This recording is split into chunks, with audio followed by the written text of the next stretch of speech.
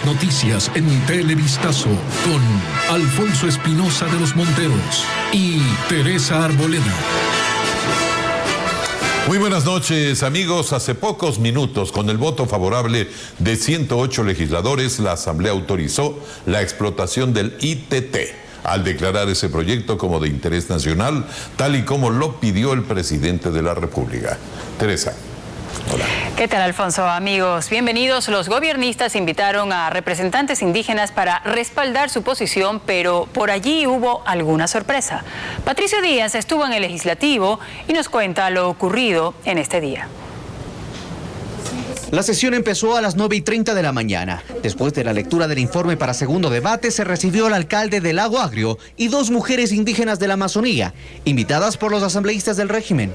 La sorpresa fue que una de ellas, Alicia Cahuila, mujer guaurani, más bien fue crítica con la decisión que estaba por tomar la asamblea. Dice que primero, sus comunidades deben ser consultadas. Cuando explota, la vida de Guaurani está en peligro y la vida de Taromenan está en peligro. Debe ser consulta para otra vez Yasuní. Todos los viejos no están de acuerdo. Tienen que ser consultados, informados, como dicen los artículos. La presidenta de la Asamblea, Gabriela Rivadeneira, dice que el informe incluye que el Ejecutivo haga una consulta previa. Pero este mecanismo de participación es solo para las poblaciones cercanas a donde se realiza el proyecto petrolero y no es vinculante. Es decir, que aunque la comunidad se oponga, el proceso de explotación puede seguir. No es que hoy se aprueba y mañana se interviene.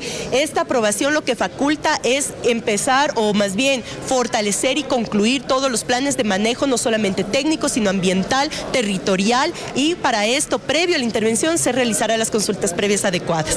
De todas formas, Virgilio Hernández de País insiste en que se tomarán medidas, por ejemplo, sobre los pueblos en aislamiento voluntario. En caso de avistamiento se suspenderá la actividad extractiva hasta que se tomen las medidas, los protocolos que garanticen la vida y la cultura de los pueblos. El informe además señala que no se podrá explotar en la zona intangible, es decir, Ixpingo Sur quedaría fuera. Carlos Viteri, presidente de la comisión que elaboró el documento, defendió la decisión de autorizar el pedido del presidente de explotar el ITT. Es falsa la disyuntiva entre la conservación de la naturaleza y su usufructo a favor de la satisfacción de las necesidades humanas. Pero a Lourdes Tibán le sorprendieron esas palabras. Presentó frases del propio Carlos Viteri en las que defiende con fuerza a la naturaleza sobre el extractivismo. Carlos, que estabas fumado para escribir esto y ahora ni siquiera vas a tener la cara de abstenerte. En ese ambiente se desarrolló este segundo debate, que terminó después de casi 10 horas con la aprobación del pedido presidencial de declarar de interés nacional la explotación del ITT. 108 asambleístas votaron a favor y 25 en contra. No hubo abstenciones ni votos en blanco. El tema del petróleo en el Yasuní moviliza opiniones. Muchas personas afines al gobierno llegaron de diferentes partes del país para hacer presencia fuera de la asamblea. Pero allí se encontraron también con personas que defienden la tesis de la conservación del petróleo bajo tierra. La crónica con Hernán Higuera.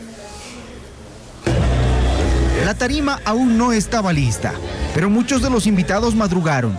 Fueron traídos a Quito con la consigna de apoyar a la Asamblea y al gobierno mientras declaraban de interés nacional la explotación del ITT dentro del Yasuní. Pero los que sí estaban listos fueron los encargados de la logística.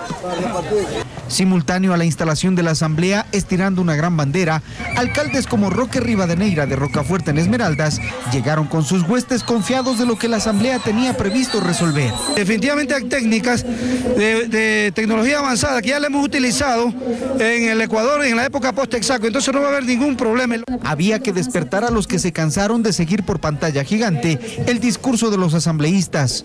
Y entonces sonaron los bombos, las congas y la marimba. Todos aquí creen que los recursos petroleros servirán para salir de la pobreza. Creen en la palabra presidencial, creen en lo resuelto. Y yo vengo de una parroquia rural y sé que vamos a ser favorecidos con los recursos también.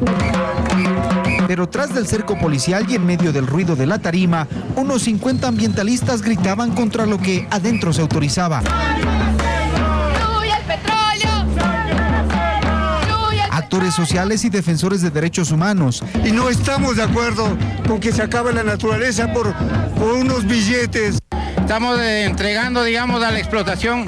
Seguimos con el modelo extractivista. Y si de elevar el debate a las coplas se trataba, La competencia estuvo reñida. ¡Que viva el proyecto petrolero de Yasuní! ¡Que esto lo queremos! No, no, no, no, no. Hemos venido a exigir. No se vende el Yasuní. Así se dio la discusión fuera de la asamblea. La explotación de los bloques 31 y 43 de los campos ITT producirá $23.000 millones durante 25 años, según el oficialismo. Juan Carlos Aizprúa conversó con 2 legisladores oficialistas y nos informa además que el dinero comenzará a invertirse desde el año 2016. La cifra que en principio mencionó el presidente Rafael Correa sobre las ganancias que generará la explotación de los bloques 31 y 43 del ITT aumentó. El informe establece que los recursos económicos serán de $23.000 millones por un periodo de 25 años, con un cálculo de $70 por barril de petróleo extraído. Juan Carlos Casinelli, presidente de la Comisión de Desarrollo Económico, que colaboró en el informe debatido este jueves en el Pleno, señala que también aumentará la producción petrolera. El aumento en producción petrolera a partir del 7º año estaría en el orden de 250.000 barriles adicionales diarios a los 500.000 que actualmente se extraen, es decir, llegaríamos a un techo de 750.000 barriles. Marisol Peñafiel es miembro de la Comisión de Biodiversidad. Participó en la redacción del informe. Dice que desde el 2016 comenzarán a invertirse los recursos generados por la explotación del ITT. Para satisfacer necesidades de salud, para el tema de bioconocimiento, para el tema de salubridad, saneamiento ambiental. Pero habrá otra inversión que, según el oficialismo, aseguraría el futuro económico del país. Parte de los recursos que se generen a través de la explotación de los bloques 31 y 43 serán utilizados también para transformar la matriz productiva paulatinamente. Es decir, en 25 años Ecuador no debe ser un país que dependa solo del petróleo, sino también del sector exportador. Así lo confirma Casinelli. Depender de productos, sobre todo de exportación, debidamente procesados que nos den un valor agregado. Actualmente, de las rentas petroleras, el Estado destina $1 por cada barril a los municipios amazónicos. Esa cantidad podría aumentar con la explotación del ITT. Un helicóptero ecuatoriano que realizaba un patrullaje de rutina en la frontera norte fue atacado a bala y un militar resultó herido. Alex Ceballos tiene el informe. El incidente ocurrió la tarde de este miércoles en el sector conocido como El Pan, Cantón San Lorenzo, provincia de Esmeraldas. Desde el aire en un helicóptero MI-171, los militares ecuatorianos realizaban labores de vigilancia en la frontera norte. Además difundían un programa de seguridad denominado 1-800 Alerta. Repentinamente recibieron varios impactos de proyectil, presumiblemente disparados del lado colombiano. Zona en la que opera la columna 34 de las Fuerzas Armadas Revolucionarias de Colombia. Estas fotografías muestran las huellas del ataque. Producto de este incidente, el cabo segundo del ejército Edwin León Bravo, encargado de captar imágenes con su cámara fotográfica desde el aire, fue herido en la pierna izquierda.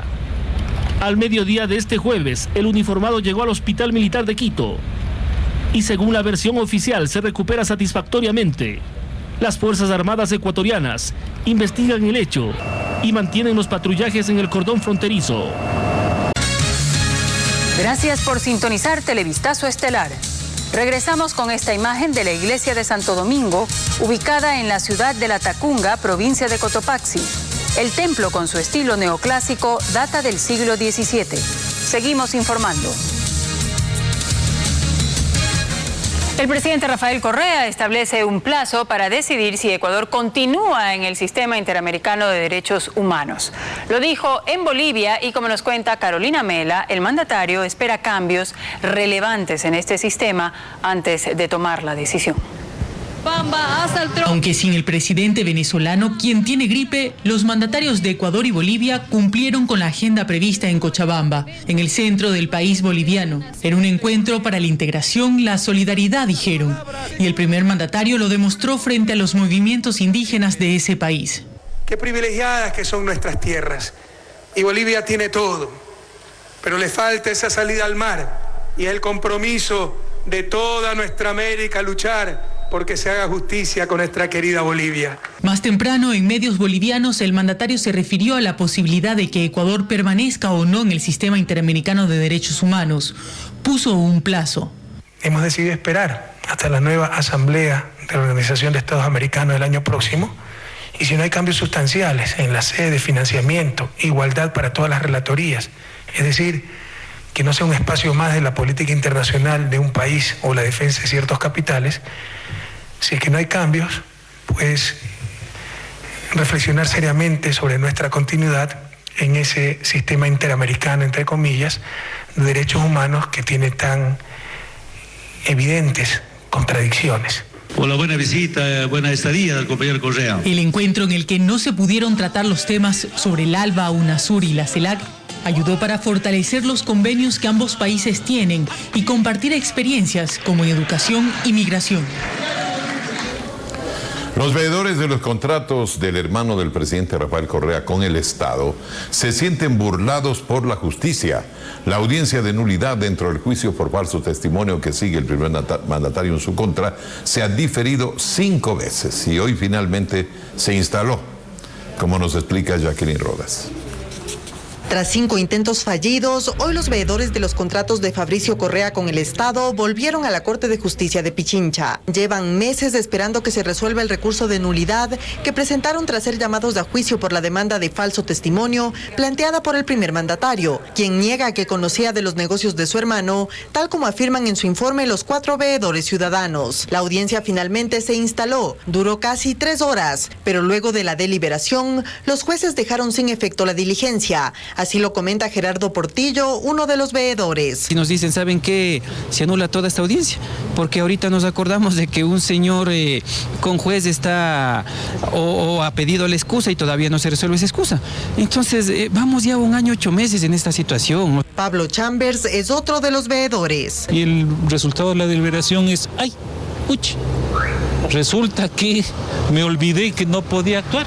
Ramiro Román es su abogado. Esta es una manera de mantener impunidad. ¿Impunidad de qué? Impunidad que lleva a no tener justicia, a más que nada violar los principios de celeridad que debe existir en este país. Intentamos obtener una versión de los jueces, pero la policía no nos permitió el paso. Los veedores ahora esperan fecha para un 7º intento. Además, aguardan noticias de las medidas cautelares que pidieron en la Comisión Interamericana de Derechos Humanos. Las 4 impugnaciones presentadas para evitar la posible selección de Carlos Ochoa como superintendente de la información fueron archivadas con 5 votos a favor y 2 en contra por el Pleno del Consejo de Participación Ciudadana y Control Social. Los vocales del Consejo argumentaron que algunas de las impugnaciones carecían de documentos de respaldo y mostraban inclinación política opositora.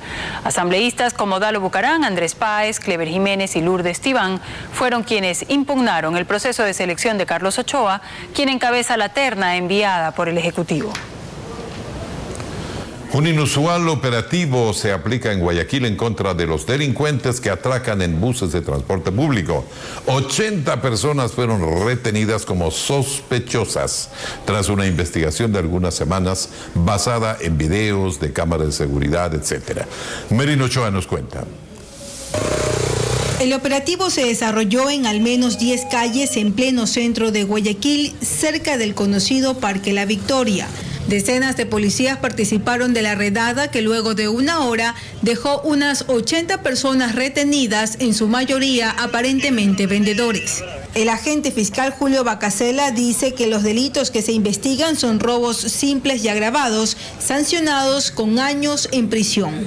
De 3 a 6 como delito de reclusión, cuando hay violencia, se utiliza armas, y robo simple de 1 a 5. Las autoridades aseguran que tienen videos donde se identifican a los presuntos asaltantes. Las investigaciones duraron 2 meses. Tanto la Fiscalía como la Policía Judicial analizaron aproximadamente 100 denuncias de robos en esta zona. Familiares de los retenidos los defendían. Pero mi hijo es un chico trabajador desde los 11 años, que yo he sabido corregir y dar buen ejemplo a mis hijos.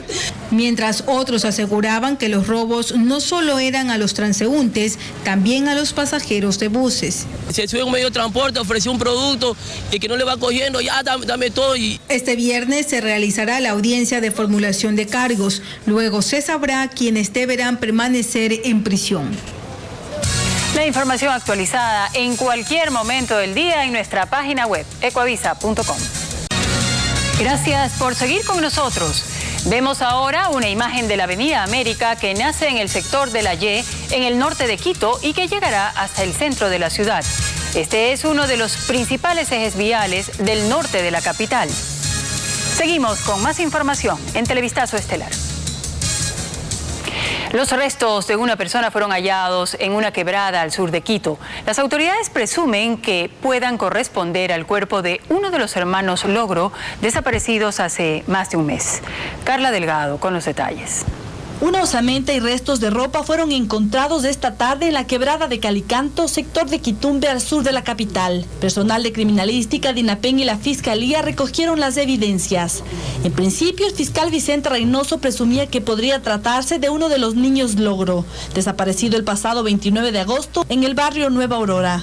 Este momento precisamente nos vamos a instalar aquí en el lugar de donde se encuentra el cadáver de este niño. Una triste noticia, ¿no es cierto?, para todos nosotros, a ver qué es lo que ha pasado y en base de ello desarrollar las diligencias investigativas. Hasta el lugar también llegó la familia Logro, en busca de conocer si los restos hallados eran de uno de sus hijos. Pero igualmente aún no se sabe, aún no me viene a indicar nada, entonces igual esperemos un chancito para... Luego del levantamiento y exploración de los indicios, las autoridades manifestaron que se iniciarán los exámenes antropológicos que determinen a quién pertenece la osamenta. En los próximos días se conocerán los resultados de las pericias. Un laboratorio de droga donde se procesaba alrededor de media tonelada de cocaína al mes fue descubierto en una zona montañosa de Jipijapa, en la provincia de Manabí. Nuestro corresponsal Iván Maestre nos informa. Ocultas en una zona montañosa de la parroquia Pedro Pablo Gómez del cantón Jipijapa se encontraban las instalaciones de este muy bien acondicionado centro de conversión de base a clorhidrato de cocaína. El fiscal Gastón Bustamante, quien intervino en el operativo, señaló que no hubo detenidos y da detalles del lugar. Está el laboratorio, está un lugar donde es el prensado, el dormitorio y la cocina. Además contaban con todos los precursores químicos para realizar la conversión de la droga. Luz eléctrica con su propio transformador y agua disponible de un riachuelo cerca de la propiedad. Por el número de camas, la policía presume que en el sitio laboraban 6 personas, suficientemente equipadas para producir media tonelada de cocaína por mes. El jefe antinarcóticos de Manabí, Santiago Ortiz, señaló que las operaciones de inteligencia empezaron hace 4 días. Podemos ver los resultados latentes que, en base a las operaciones de inteligencia, para patrullajes continuos con los grupos de especiales tácticos. Quienes esperan obtener información sobre a quién pertenecía la propiedad, donde operaban los narcotraficantes desde hace aproximadamente 6 meses, en el 8º laboratorio de drogas encontrado en Manabí desde el 2009.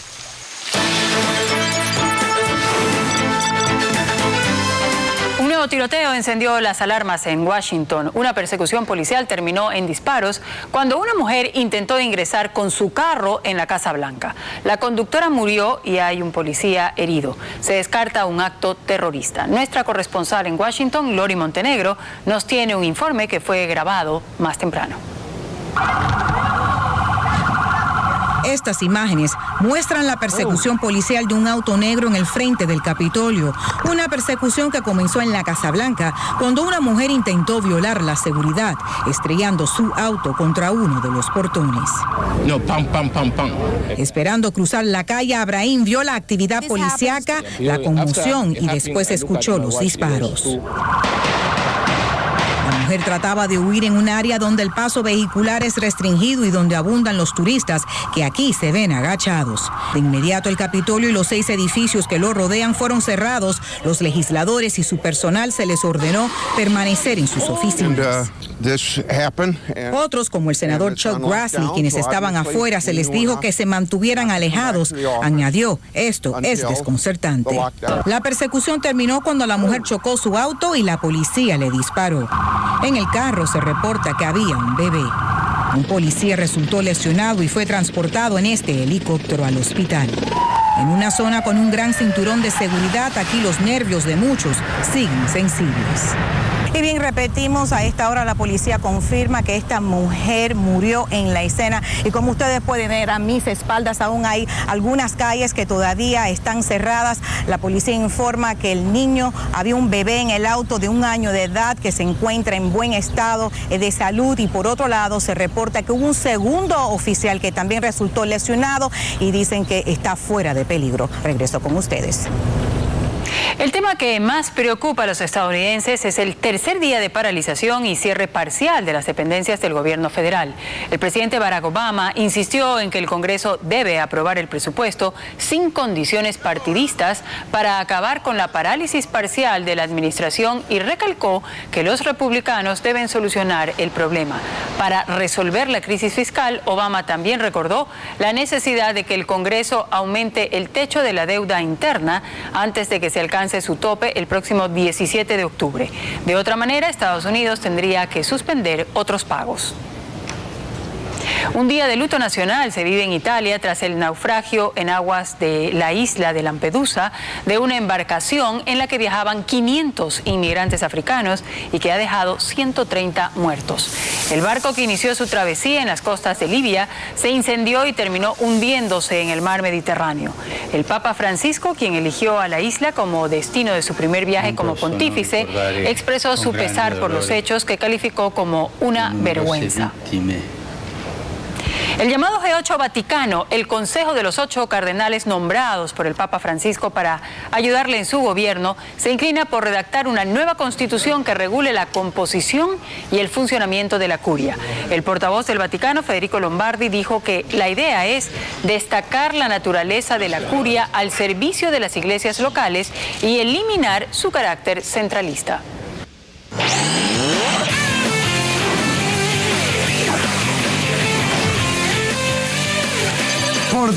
El defensa Gabriel Achillier permanecerá en la concentración de la selección nacional. El zaguero tricolor fue evaluado y se espera que en los próximos días su lesión evolucione de manera favorable. Teo Pozo con el informe.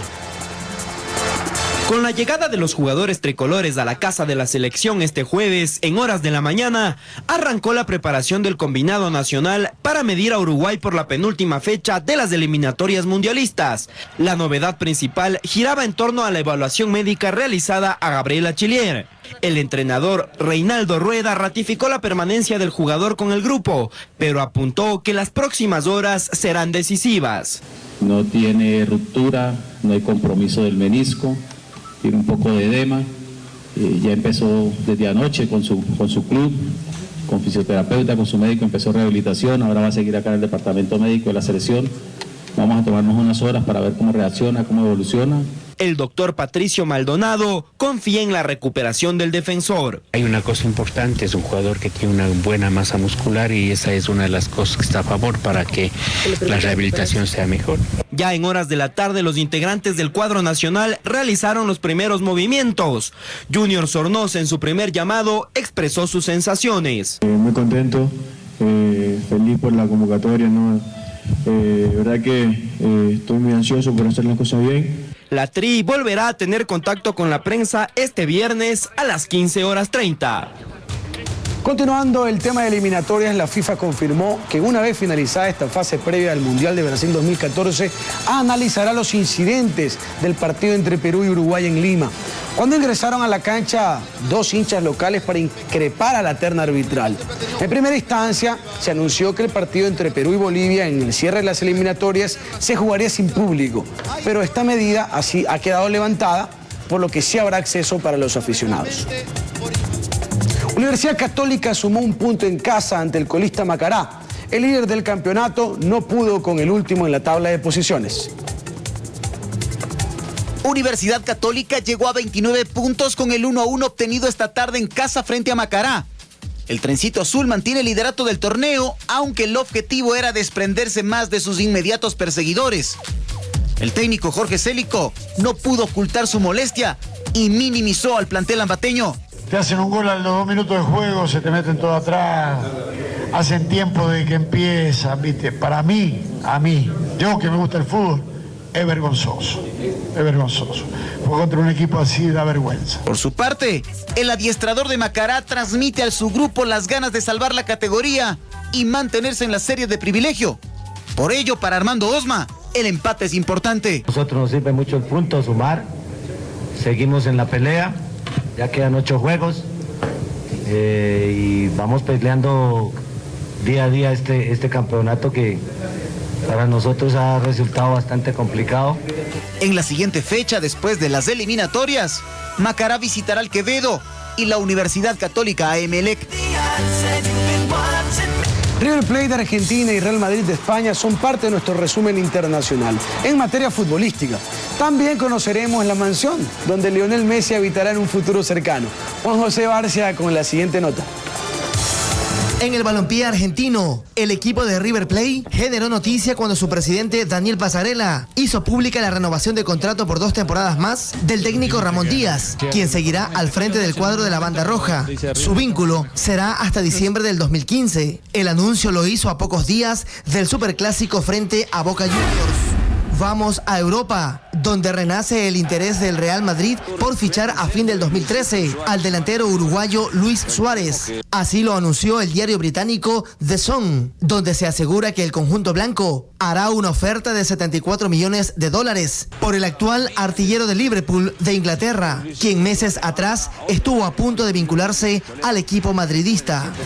Finalmente, el astro Lionel Messi desea instalarse definitivamente con su familia en la ciudad de Barcelona. Para ello ha hecho construir una impresionante mansión con un particular diseño y que se ha bautizado como la Casa Futbolera. Su estilo arquitectónico visto desde el aire se asemeja al de un campo de fútbol. Tiene un casco central en forma de balón y también está representado por el número que ha caracterizado a Messi en su carrera, el 10. ¿Qué tal, amigos de Gente? Muy buenas noches y bienvenidos. Laritza Párraga, nuestra Miss Mundo Ecuador, está de regreso y nos cuenta cómo le fue en el certamen de belleza que se efectuó en Indonesia. María Cecilia Moreno nos entrega esta nota.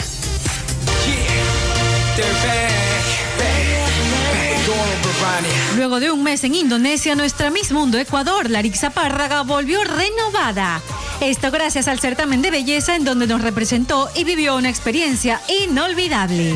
He venido cambiadísimo. Sabes que este tipo de experiencias buenas te dan un volcón a tu vida tremendo, pero para bien. El convivir con más de 130 chicas y conocer más o menos su mundo y darte cuenta cuáles son las problemáticas de su país.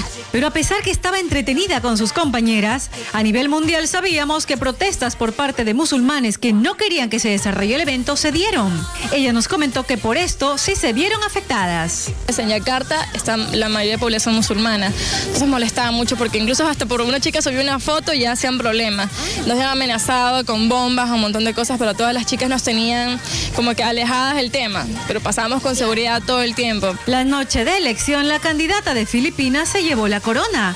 Una linda joven, pero esa corona se hubiera visto mejor en ti. Las cosas pasan, siempre pasan, pero la satisfacción más grande que todas las misas nos llevamos es que tú ves que la gente te apoya, que la gente ve tu trabajo. Ahora a Laritza se le viene un año intenso de labor social. Luego retomará clases en la universidad y también tomará el camino de un sueño personal, actuar. Bueno, voy a estudiar, voy a seguir con mi carrera de psicología, quizás irme a Estados Unidos a estudiar actuación. Esta hermosa joven de 20 años tiene un futuro prometedor. Estamos muy seguros que oiremos mucho de ella. Y la cantante Norca lanza un nuevo cover. Se trata de la famosa canción Get Lucky del grupo Daft Punk. En esta nota veremos su video y nos contará cómo lo realizó.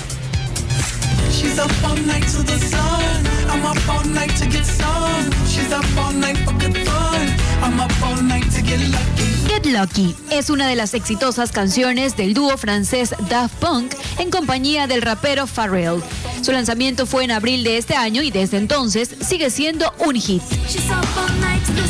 Y ahora la cantante de música electrónica Norca, quien en el 2010 obtuvo el premio 40 Principales como mejor artista de Ecuador en España, decidió ponerle su estilo a este tema.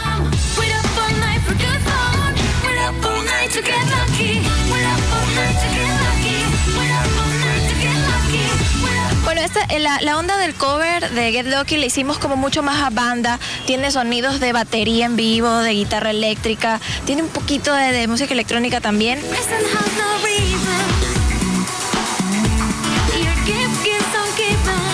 El cover fue realizado junto a la banda Melibea y el video lo dirigió Daniel Ruán. El video lo grabamos en una parte casi desértica, había la costa, había playas, entonces se ve un derroche de energía, se ve que estamos disfrutando lo que hacemos. Con esta canción, Norca regresa a los escenarios con un estilo musical pop rock.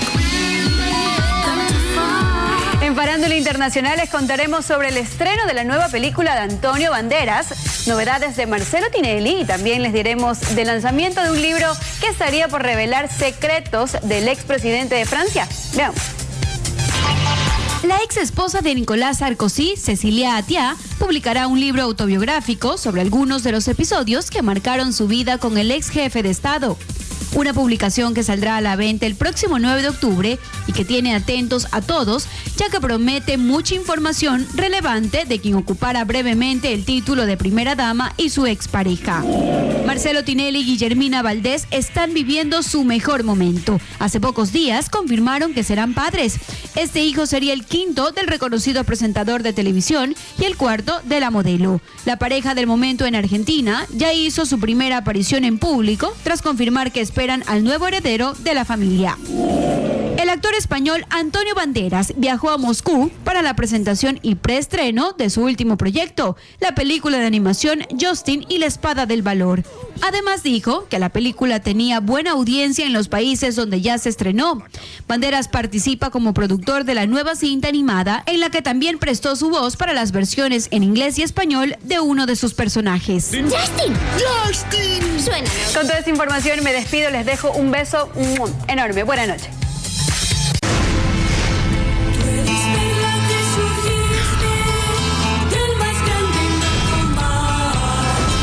Guayaquil 193. Quienes conocen Guayaquil saben que es mucho más que una ciudad de comerciantes al pie de un río o de prósperos industriales y obreros dedicados siempre a trabajar. Su gente también le da espacio a la música porque es un pueblo alegre, comunicativo y optimista. En el siguiente reportaje, Lenin Artieda nos habla de los ritmos que más se disfrutan en las noches de la Perla del Pacífico. Cuando se hace de noche en Guayaquil, esta es una ciudad que empieza a cambiar de ritmos. Es una ciudad que se acelera. El cambio es como el sueño que un día me diste soñar. Los cuentos cuentan que no se sabe bien cómo fue, en qué lugar se enamoró de ella, pero a este puerto la salsa se le metió por las calles, es decir, por los pies, a su gente, hasta tomársela toda. Escondite de viejos rumberos en el centro de la ciudad se encuentra el Cabo Rojeño, desde hace 30 años bailadero que ha sobrevivido a las modas, donde clásicas cadencias encienden la jarana y su campana. Años lleva Jorge Pinargote viendo a las generaciones apropiarse de este compás al que hicieron suyo desde hace rato, hasta convertir a Guayaquil en el último puerto del Caribe, a decir de los salseros veteranos. El que no sabe bailar la salsa no es guayaquileño. Con el paso de los años van surgiendo otros ritmos también, y sin embargo la salsa no muere. ¿Por qué? Porque la salsa es la vida, pues. Y transitando entre los corredores de los clubes más populares del país, este esmeraldeño que llegó hace tiempo a una ciudad de la que ya no quiere irse nunca, el abogado del maní, con un charol va construyendo una leyenda. Vine de 17, ya va a cumplir 56. ¿Y cómo lo ha tratado Guayaquil? Muy bien, gracias a Dios. Ya aquí me quedo ya.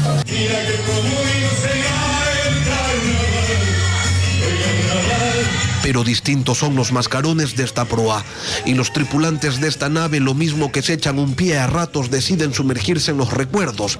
Clévere, en el rincón de los amigos, al sur de la ciudad, cuenta que familias enteras van a refrescarse los ayeres. ¿Qué cree usted que el guayaquileño siga escuchando este género musical? Bueno, el guayaquileño es romántico, el guayaquileño le gusta recordar tiempos atrás. Por doquiera que vaya, te llevo.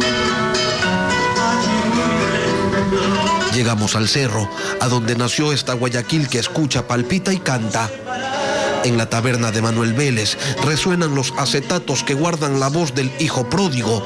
¿Por qué crees tú que la música de Julio Jaramillo pervive en la conciencia, pero también en el corazón de los guayaquileños? Es un ícono guayaquileño, el juglar de la música autónoma, que lo tenemos como estandarte en lo que es el pasillo, el bar.